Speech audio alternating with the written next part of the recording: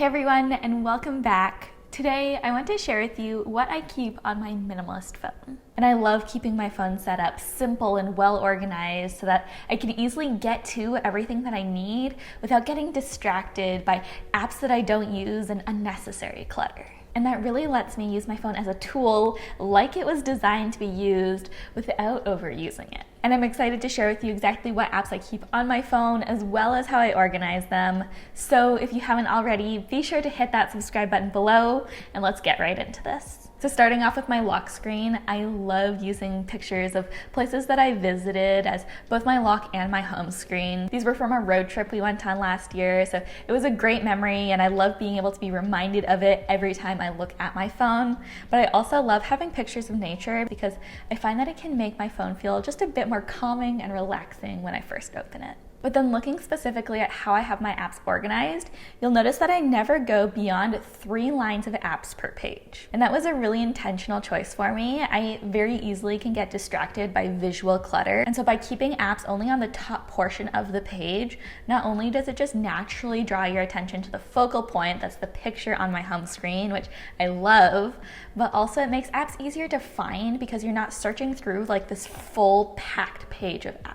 So it's just an easy way I found of reducing visual clutter and making things easier to find.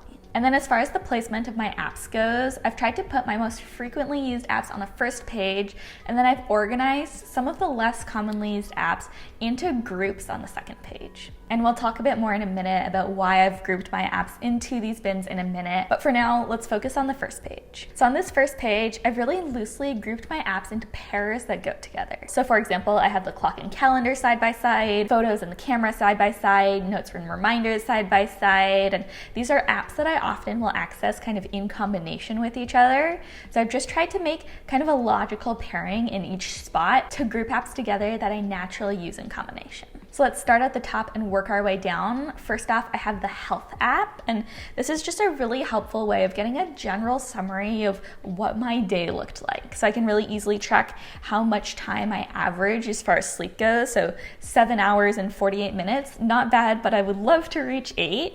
I'll also use it to look at things like steps. Obviously, I have not done very much walking yet today, hoping to go to the gym later to fix that. But I do find it helpful just for checking in on how I'm doing in a variety of areas. And then one over, we have the weather app. If we want to call this group just like general information and checking in, that's really what this grouping is all about. As you can see, we're having some lovely rain here in Charlotte right now, but it's all good. We've got some really nice weather on the way. This is Celsius for you Americans who might be freaking out right now, so it's not exactly warm, but it's not cold either. Okay, and then the next pairing over is what we'll call my communications grouping. I have messages, which is pretty self-explanatory. I use it to communicate with friends, family, and loved ones.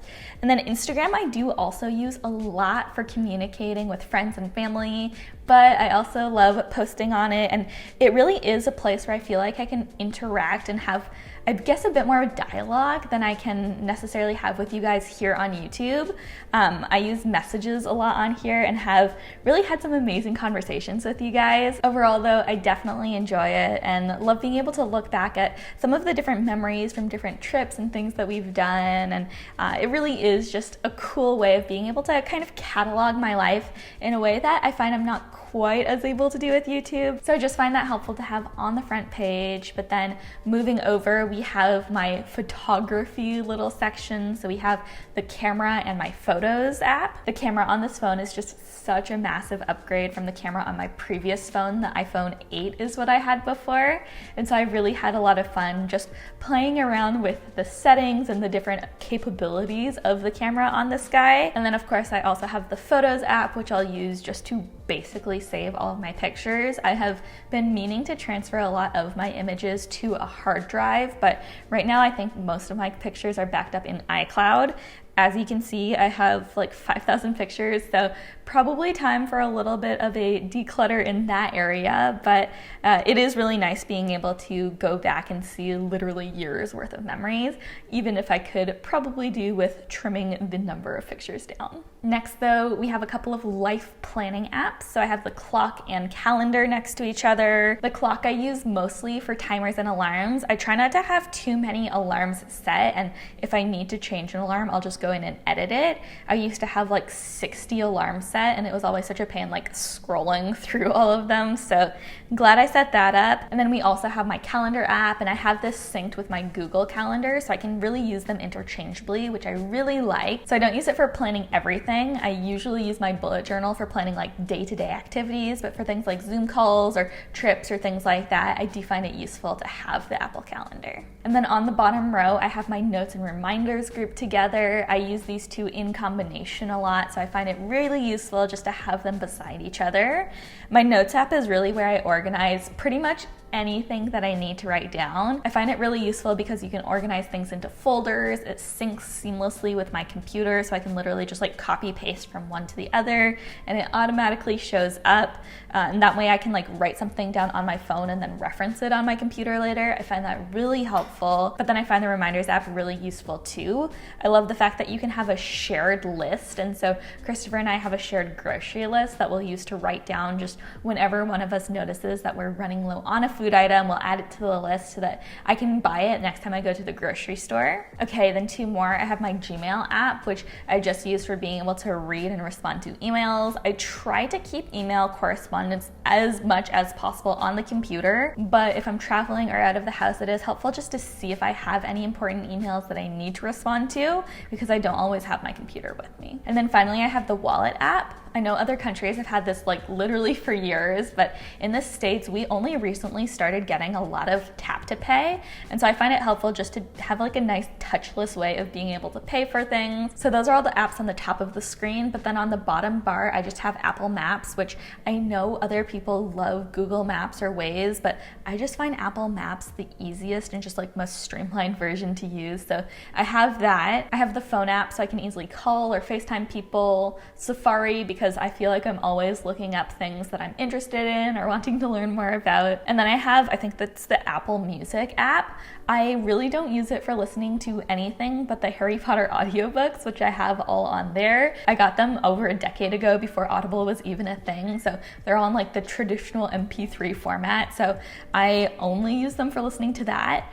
But I'm currently listening through the audiobooks, so they're down there. Right now I'm listening to Harry Potter and the Half-Blood Prince, which is my favorite book. But that's everything I have on the first page. So moving on to the second, at the top I have the Calculator app, and then beside that I just have one more app grouping. We can call this the financial apps if you want. I have Venmo, which is a great and really easy way to send money to friends. And then we have the PNC app, which is my bank. Honestly, I don't use this app all that frequently, but it is occasionally helpful to have if I need to transfer money between accounts, check my balance, or just simply to temporarily lock my card if I can't find it. Okay, and now we've come to some of the larger app groupings and bins, and quickly I want to talk about why I choose not to hide the vast majority of apps that I have. So a feature Apple came out with a few years ago was the ability to hide apps from your home screen. So you could actually only access them by going to your search bar and typing it in. So I actually only have one app hidden, so I'll show you this as an example.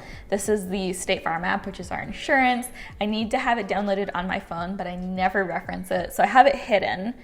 But in general, while that is a cool feature, I actually find it kind of clunky, and I really prefer being able to easily access everything just by swiping to it. So rather than hiding a few of the less frequently used apps that I have, I've just chosen to organize them into bins rather than hiding them so that it's easier to organize and access them. So the first folder I have is a utilities folder, and on here I have the Find My iPhone app, which I use all the time because I feel like I misplace my AirPods quite frequently. And then I have the App Store, settings, contacts, voice memos is one that most people probably would delete, but I actually record a lot of my YouTube videos to voice memos, so it's a helpful one for me to keep. And then I also keep the FaceTime app here. Usually I'll actually initiate FaceTime calls through the regular phone app, so I don't really need to have it that prominent, but I think that you need to have that app in order to be able to have FaceTime calls, so for that reason I keep it. And then on the bottom row we have 4 more folders. First off is my miscellaneous folder. On the top row we have some more buying related apps, so like Amazon, Target, and Etsy. Etsy I love because whenever possible I love supporting makers, and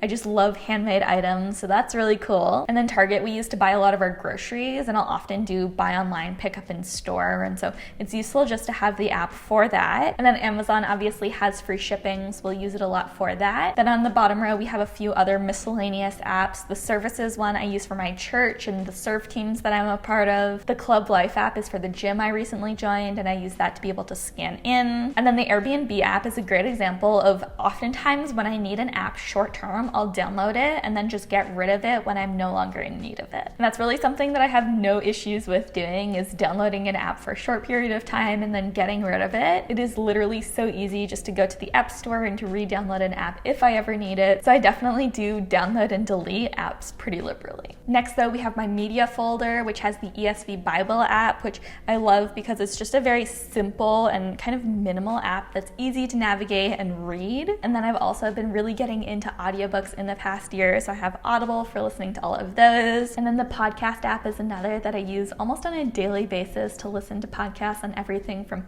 sports to entrepreneurship to conspiracy theories and cults.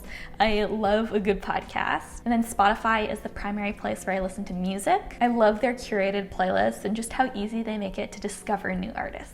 And then Skillshare is a great app that I'll use just to learn more about anything that I'm interested in. And then we have 2 folders left here. First is my social folder, and at the top we have the YouTube app. Obviously I'm a creator, but I also love watching other creators too. That's literally how I first got into YouTube. And then to the right I have YouTube Studio, which is a really great app for being able to easily respond to comments. It definitely makes that process so much more streamlined. It's a great way to look at analytics too. And then beside that we have Pinterest, which isn't really a traditional social media app in my opinion, but I love it as a way to curate visual inspiration and to be able to save things for future reference. And then on the next row we have Facebook and Messenger.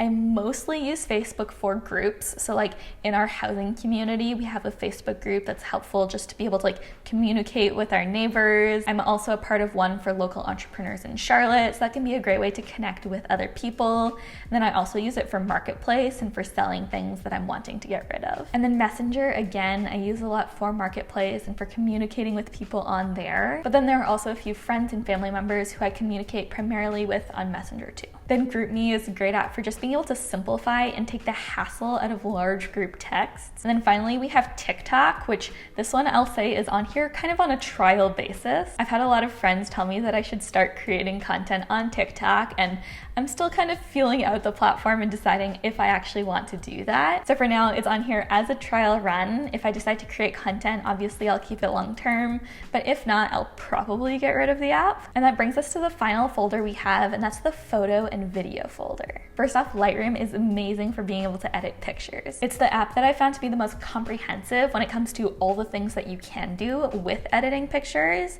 and also I find it one of the easiest to use too. Then I have Inshot, which is great for editing video. Style-wise, it's probably closest to TikTok or Instagram's kind of video creator in the way that you can splice edits, but there's so much more you can do with it too. And then finally on here we have Unfold, which I use mostly for creating Instagram stories. What's cool about Unfold is that they have different templates, so you can create a really strong look and a feel to your stories so that they're cohesive, even if you're using a variety of different pictures. So something I really like using this for is whenever we go on a trip, it's really fun just to be able to create kind of a visual memory of the place that we went to. So for example, a couple years back I went to Athens, and I love just being able to go through and look back at all the amazing memories we had on this trip. So those are all the apps that I keep on my phone and how I organize them.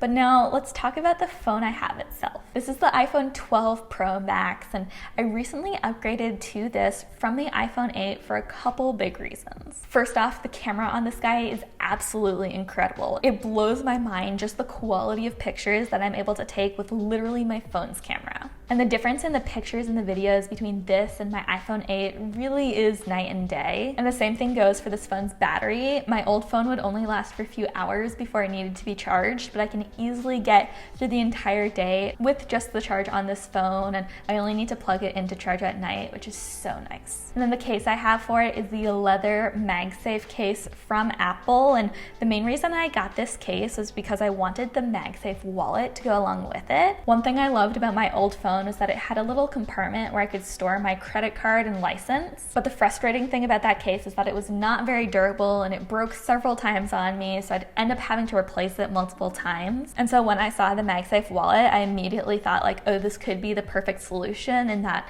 it looks a lot more durable than what I had before, which is kind of a flimsy plastic, and it looks really nice too and makes it so I don't need to carry a wallet around with me wherever I go. So I've really loved it so far and definitely have found myself carrying around my wallet less because I had it. But that's what's on my iPhone, kind of minimalist edition, and I hope this really encourages you to simplify your digital space. I think often it can be really easy for us just to focus on physical clutter and how it affects us, but digital clutter and disorganization in our digital space can really impact us as well. And by simplifying and decluttering and deleting the apps that we don't need, it can really help us to be able to use our phones more intentionally. And of course, if you're new around here and enjoyed today's video, make sure that you're subscribed below for more simple and intentional living videos coming at you twice a week. And if you're looking for daily inspiration and updates and just an amazing community, be sure to follow me on Instagram. I'm at Ashlynne.Eaton on there,